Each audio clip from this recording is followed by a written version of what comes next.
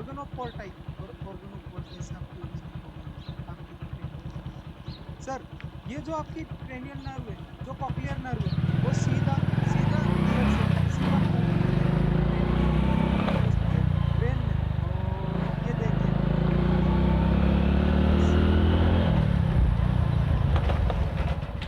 Thalamus, और thalamus को बोलते हैं अपन relay point. Relay system of human body is the thalamus.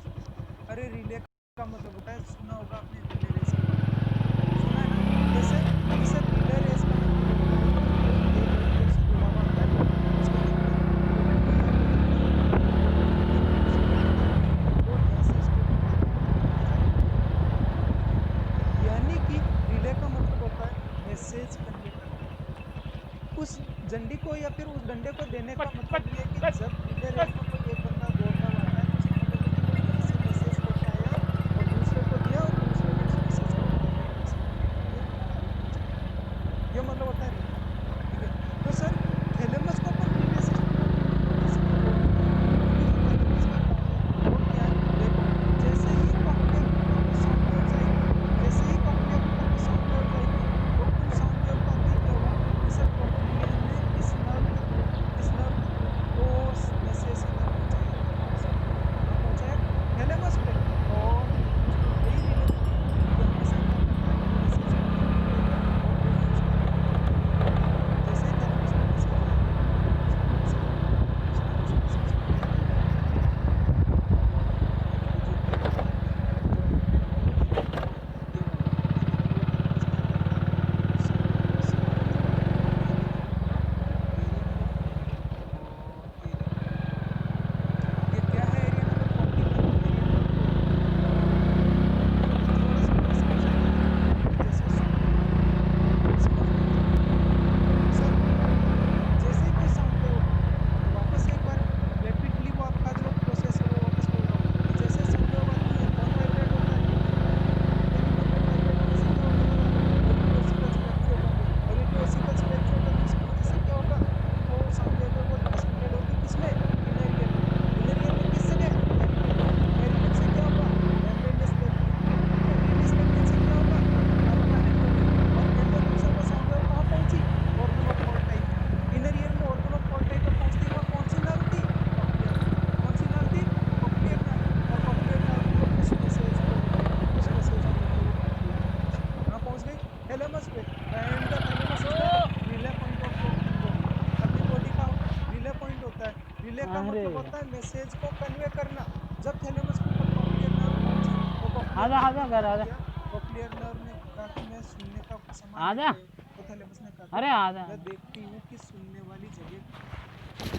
तो थैलेमस क्या करेगा, थैलेमस उस वॉइस को, उस वेव को, वो जो वेव है उस वेव को सीधा पहुंचा देगा एरिया नंबर 14 ओम पे। प्रकाश ने काय कर दिया। अरे ब्रेन बहुत ही कॉम्प्लेक्स पार्ट है। देखो इस डायग्राम में आप ढंग से देखोगे तो देखने को मिलेगा अलग अलग अलग अलग अलग अलग नाम दे रखे हैं।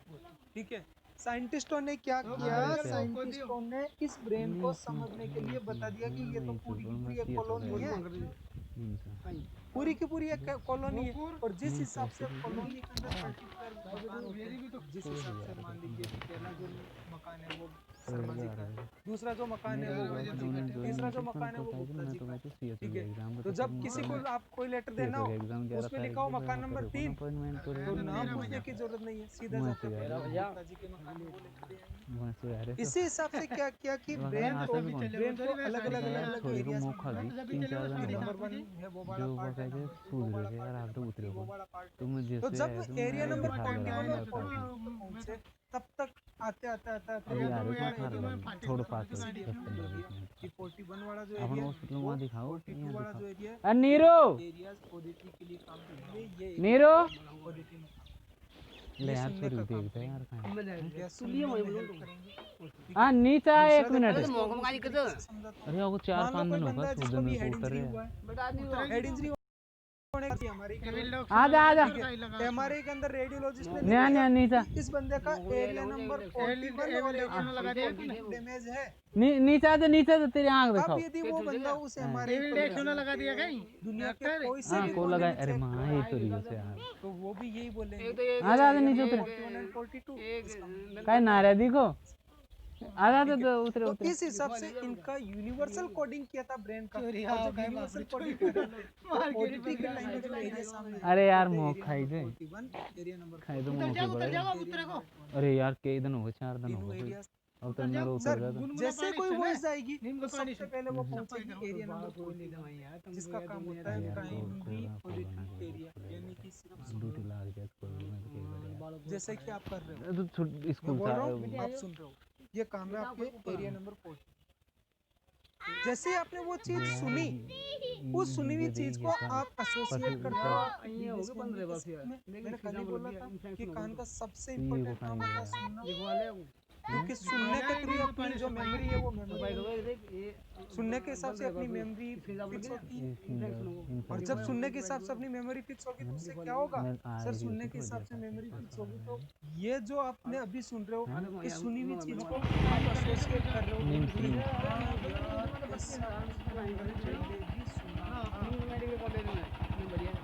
जब किसी अब आए तो यार मुझे आप दूसरी चीज आपकी प्रीवियस मेमोरी के साथ ठीक ठीक अब हॉस्पिटल तो जा रहे थे हम तो this one is the auditory बस तो मार जिसमें आप हियरिंग को एसोसिएट कर रहे हो। और ये काम कौन सा एरिया करता है? Area 2 and area number 22 is a higher auditory association area. This higher auditory association area is also नाव तो associated नया आया कर ह्यूमन मेमोरी सिर्फ दो ही चीजों से बनती है, देखने से और सुनने से। जब किसी चीज को आप देखते हो तो वो आपकी मेमोरी में फिक्स होता है, या फिर आप जब उसके बारे में सुनते हो तो वो आपकी मेमोरी में फिक्स होता है। अरे पढ़ना भी तो सुनना और देखना ही है, जब देखोगे नहीं तो पढ़ोगे क्या? बैठेंगे ना तुम भी और जब सुनोगे नहीं तो हैं क्या पता ये क्या लिखा हुआ है? पैदल पैदल सर हैं इसीलिए मैं बोल रहा हूँ बैठ साल हो ला 22 हाँ का बैठा हूँ हायर ऑडिटरी एसोसिएशन एरिया। जैसे देखो सुनना, मैंने अभी किसी भी एक पर्टिकुलर बंदे का नाम, ठीक है, किसी भी एक पॉलिटिशियन का नाम ले लीजिए, एक्टर का नाम ले लीजिए, एक्ट्रेस का नाम ले लीजिए, किसी का भी नाम ले लीजिए, ठीक है। अपने दिमाग में सोचना, जैसे ही मैंने एक्ट्रेस का नाम लिया, एक्ट्रेस का नाम आपका सबसे पहले आपका एसोसिएशन पहुंचते क्या हुआ, सुनते उस जो मैंने नाम लिया उस एक्ट्रेस को आपने एसोसिएट किया किसके साथ? आपके एसोसिएशन एरिया के साथ, आपकी मेमोरी के साथ कि हाँ यार ये नाम तो पहले भी सुना हुआ है।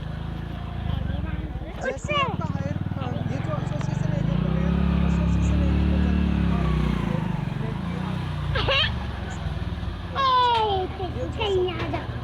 जिसके बारे में मैंने सुना वो ऐसा दिखाई दे रहा है, और वो जो भी दिखाई दे रहा है वो पिक्चर भी आपकी आंखों के सामने, किसी का भी नाम ले लिया होगा आपने, ठीक है। तो सर ये पूरा का पूरा हियरिंग का पार्ट होता है, जिसमें हम देखते हैं कि एसोसिएशन के बाद में आपका ऑडिटरी एसोसिएशन, और ऑडिटरी एसोसिएशन के बाद में आपका हायर एसोसिएशन, जहाँ पर आपकी पूरी की पूरी तू कपड़ा लुटा फेर ले वो।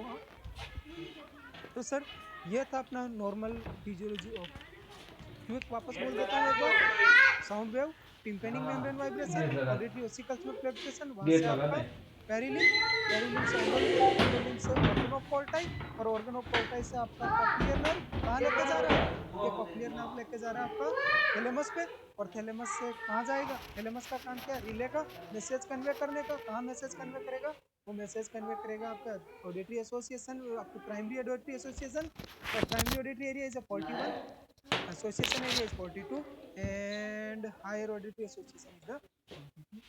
ये किसका काम है सर? ये नर्व का काम है, और यहाँ से आपका सेंसेशन स्टार्ट हो रहा है, ठीक है सर। ये आपका नर्व का काम है। इसी हिसाब से मैं यहाँ हियरिंग को दो पार्ट में डिवाइड करता हूँ। जो हियरिंग है पूरा का पूरा, जो सेंस, जो आपका हियरिंग सेंस है, इस हियरिंग सेंस को अपन दो पार्ट में डिवाइड करते हैं। जो पहला पार्ट आता है वो आता है आपका conduction,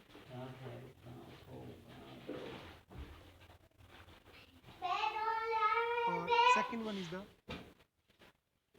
sensory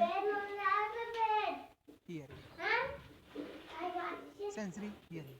look at me, देखिएगा इस डायग्राम,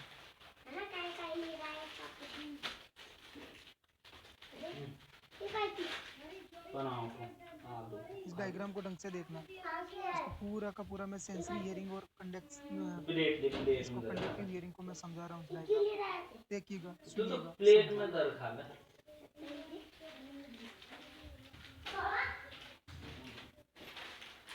सर बिल्कुल नाम से ही पता चल रहा है कंडक्टिव हियरिंग, जो फर्स्ट पार्ट था हियरिंग का, यानी कि जैसे कोई साउंड वेव आता है तो वो साउंड वेव सीधा और सीधा टिम्पेनिक मेम्ब्रेन के ऊपर जाएगा, और जिससे टिम्पेनिक मेम्ब्रेन वाइब्रेट होगी, और वाइब्रेशन से ये जो साउंड वेव है वो सबसे पहले कंडक्ट हुआ कहाँ? प्लेट लिया तो नहीं ये हाँ वो ये वाइब्रेशन किससे कंडक्ट हुए? ऑडिटरी ओसिकल से। और ऑडिटरी ओसिकल्स ने क्या किया? उन साउंड वेव को कहाँ भेज दिया? किसके साथ में कंडक्शन कर रहा है? इनर ईयर के साथ में वो कंडक्ट हुआ। तो इस इनर ईयर से लेके इधर की तरफ मिडल ईयर और एक्सटर्नल ईयर के अंदर जो भी हियरिंग का जो फेज होता है, साउंड वेव का आना, टिम्पेनिक मेम्ब्रेन का वाइब्रेट होना, ऑसिकल्स का फ्लेक्सेशन होना, ये सारा का सारा इंक्लूड होता है कंडक्टिव हियरिंग। और जैसे इनर ईयर होता है तो इनर ईयर को तो अपन ने बोला ही लेबियन का, इनर ईयर को तो अपन बोलते हैं नर्व नेटवर्क है, और नर्व का काम क्या होता है? सेंसेशन का। यानी इनर ईयर से लेके ब्रेन और ऑडिटरी पाथवे, पूरा का पूरा ऑडिटरी पाथवे तक का ये जो हियरिंग होता है वो होता है आपका सेंसरी हियरिंग। सर जैसे अपन हियरिंग लॉस के बारे में बात करेंगे, इसको और अच्छे से डिस्क्रिप्टिवली अपन देखेंगे। यहाँ खत्म होता है आपका ईयर का anatomy. Thank you so much.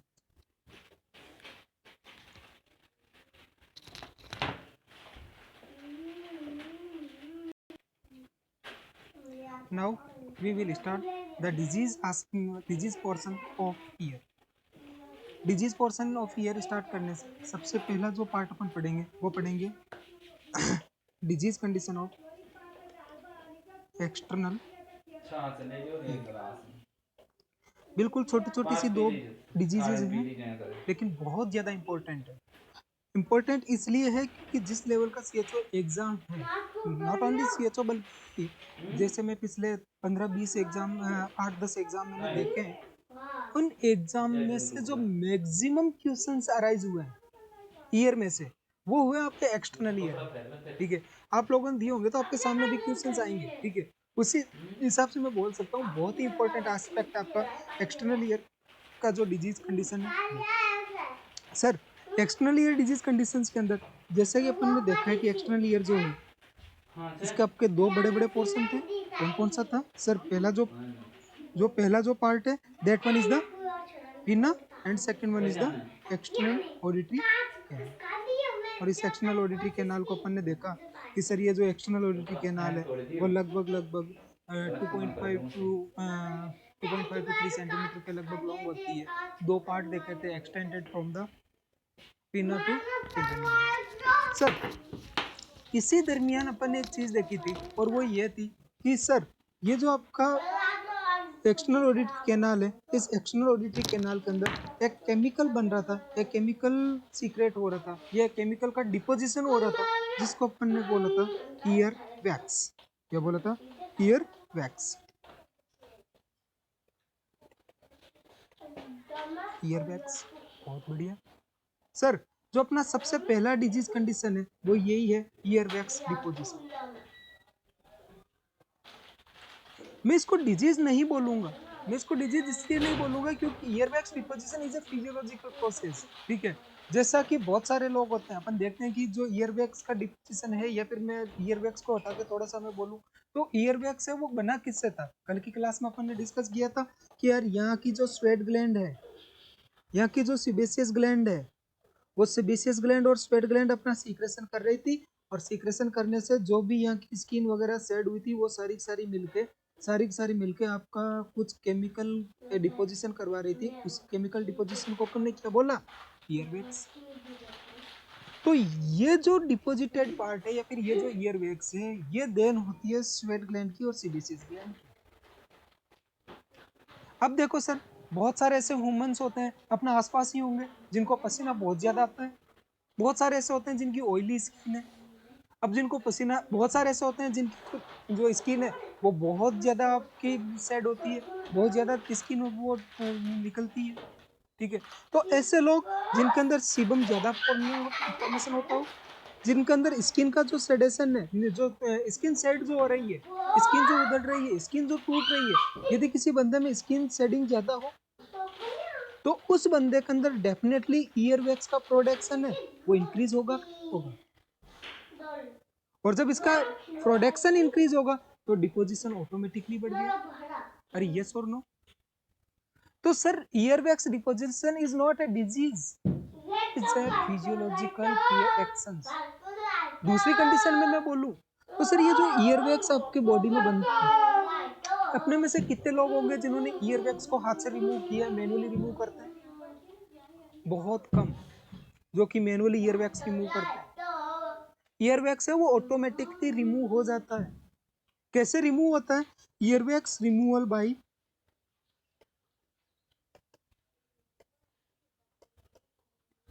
Movement of mandible, movement of mandible, या बोल सकते हो मूवमेंट ऑफ, या बोल सकते हो मूवमेंट ऑफ जा। जैसे जैसे आपका जबड़ा मूवमेंट करता है, यानी कि देखना एक बार के लिए अपनी जो दोनों अंगुलियां वो दोनों कान में डालो और अपने मैंडिबल को मूवमेंट करो।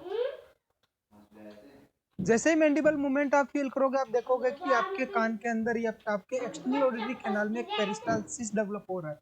ये जो पेरिस्टाल्सिस डेवलप हो रहा है, इसी पेरिस्टाल्सिस के थ्रू ये जो ईयरवैक्स यहाँ पड़ा है, डिपॉजिटेड ईयरवैक्स पड़ा है, ये ईयरवैक्स ऑटोमेटिकली रिमूव हो जाता है।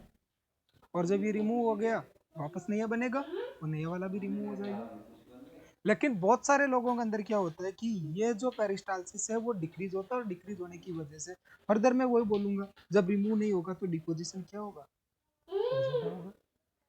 तो सर जो सबसे पहला जो अपना टॉपिक है वो यही है, ईयरवैक्स डिपोजिशन।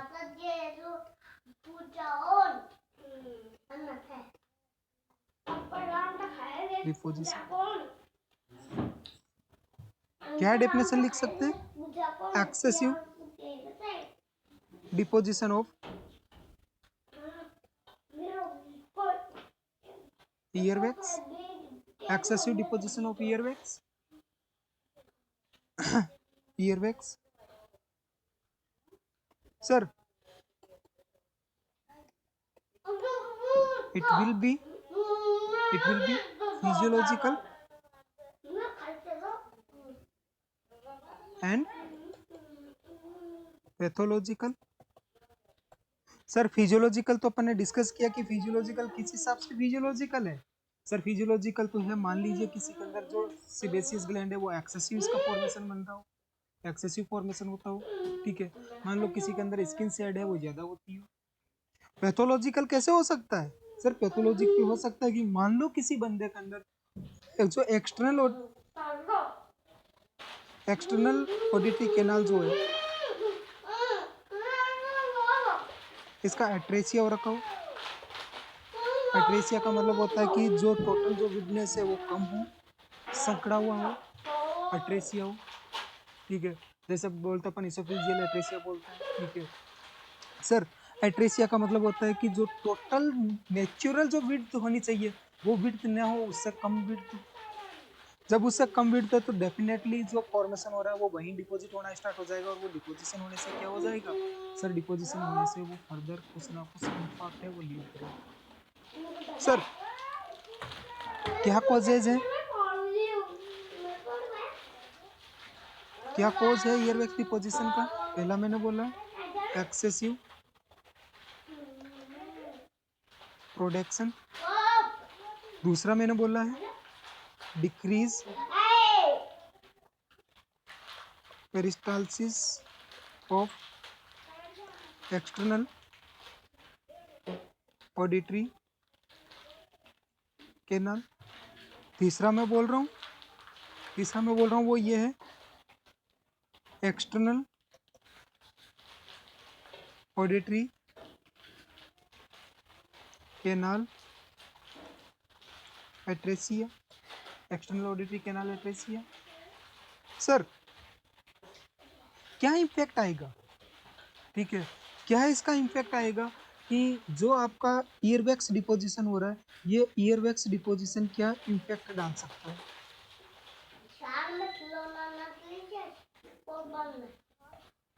यदि मैं इसकी हल्की सी पैथोफिजियोलॉजी को समझ लूँ, यदि मैं इसकी हल्की सी पैथोफिजियोलॉजी को समझ लूँ, तो मेरे इसके जो साइन एंड सिम्टम्स है उनको समझना बहुत ईजी हो जाएगा। सर सुनिएगा, समझिएगा। अपन ने डिस्कस किया था कि ईयरबैग्स का प्रोडक्शन है वो बहुत ज्यादा होता है किस पार्ट में, एंटीरियर टू थर्ड में। एंटीरियर टू थर्ड में ज्यादा इसलिए बोल रहा हूँ क्योंकि एंटीरियर टू थर्ड है, इसका मतलब कि एंटीरियर टू थर्ड के अंदर आपका सेबेसियस ग्लैंड और स्वेट ग्लैंड बहुत ज्यादा थी, कार्टिलेजियस पार्ट था, सबक्यूटेनियस टिश्यूज वहाँ था, तो उस जगह पे इसका प्रोडक्शन है वो ज्यादा होता है। सर इस जगह पे जब इसका ओवर प्रोडक्शन हो रहा है तो आप देखिएगा, सुनना समझ, ये वो ईयरवैक्स है, ये वो ईयरवैक्स है जो अभी बन रहा है। जब ये अभी बन रहा है ईयरवैक्स, ईयरवैक्स फॉर्मेशन होते टाइम इसके अंदर क्या क्या प्रेजेंट है, स्वेट प्रेजेंट है, स्वेट है मतलब पानी है, पानी है मतलब H2O है, और H2 है मतलब कि ये बिल्कुल ही आपका लूज है, ये हार्ड नहीं है। दूसरा मैं बोल रहा हूँ इसमें क्या है आपका सीबम है, मतलब ये ऑयली है, ये ऑयली है आपका। सर तीसरा मैं बोल रहा हूँ कि जब ये अभी प्रोड्यूस हो रहा है तो इसको मैं इजीली रिमूव कर सकता हूँ, बट मैं बात कर रहा हूँ डिपोजिशन की। सर अपनी ह्यूमन बॉडी का एक बिल्कुल नेचुरल सा प्रोसेस होता है, नॉट ह्यूमन बॉडी, यदि जनरल में भी देखोगे देखना, जब कोई भी चीज लंबे टाइम तक किसी सरफेस पे पड़ी रहती है, जब कोई भी चीज लंबे, या फिर मैं बोलूँ हाइड्रो का मतलब पानी, या H2O पानी, लाइसिस का मतलब टूटना या बाहर निकलना, ठीक है। सर मैं बोल रहा हूँ कि जब कोई भी चीज़ लंबे टाइम तक किसी सरफेस के कांटेक्ट में पड़ी रहती है तो उसमें से उस चीज़ का हाइड्रोलाइसिस होना स्टार्ट होता है, वो जो चीज़ है उसमें से पानी है वो रिमूव होना स्टार्ट होता है, या फिर सीधा समझाऊँ तो मैं ये बोल दूंगा कि जो इसमें पानी है उस पानी का एब्जॉर्प्शन कर लिया उस सरफेस ने। अरे मानो तो सही एक बार।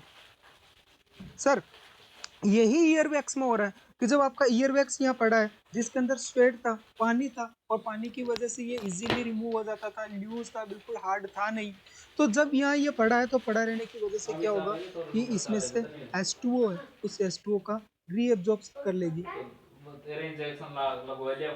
रीएब्जॉर्प्शन होगा, और जैसे ही H2O का रीएब्जॉर्प्शन होगा तो मेरे को एक चीज बताओ, ये जो आपका लूज ईयरवैक्स था, ये लूज ईयरवैक्स हार्ड बनेगा कि नहीं बनेगा? दूसरा, जैसे ये हार्ड बनेगा तो हार्ड बनने से क्या होगा कि ये जो स्किन वाला जो पार्ट है, ये जो स्किन वाला पार्ट है, अरे मत भूलो कल ही तो डिस्कस किया अपन ने कि ये स्किन है, ये जो स्किन वाला पार्ट है, इस स्किन के साथ में, इस स्किन के साथ में ये जो हार्ड पार्ट है उसका एडेशन ज्यादा होगा कि नहीं होगा? ये धीरे धीरे धीरे धीरे धीरे धीरे एडेशन बनाना स्टार्ट करेगी, ये एडेशन बनना स्टार्ट होगा, इसका एडेसिव होगा, ये उसको एडेज होगी, ये चिपकना स्टार्ट होगी। अब सुनना समझना हल्का सा, मैं दिखा रहा हूँ लाइक दिस, मैं दिखा रहा हूँ सुनना, ये आपका ईयरवैक्स है और ये आपका एक्सटर्नल ऑडिटरी कैनाल है, ये एक्सटर्नल ऑडिटरी कैनाल की स्किन, ये आपका ईयरवैक्स और ये पूरा का पूरा कैनाल, इनके बीच में जो आपका ईयरवैक्स है, इस ईयरवैक्स में से पानी जा चुका है, और पानी जाने के बाद में ये बिल्कुल इस कैप की तरह हार्ड बन गया है, और हार्ड बनने के साथ में ही ये जो नीचे वाली सरफेस है ऊपर वाली सरफेस है इसके साथ में इसने एडिशन बना दिया, और जब इसके एडिशन बढ़ेंगे तो मेरे को एक चीज बताओ, क्या अपना मैंडिबल मूवमेंट नहीं? Hello friends, myself Vijay Chaudhary. Welcome in RJ Career Point online nursing classes. आज के जबरदस्त और शानदार क्वेश्चन सेशन का डिस्कशन करेंगे, उसका स्टार्ट करते हैं। सबको आराम से क्वेश्चन पढ़ना है, उसके बाद में उस क्वेश्चन का रिप्लाई करना है। सबसे पहले देखिए, आपके लिए कुछ इंफॉर्मेशन है कि संपूर्ण ऑनलाइन कोर्स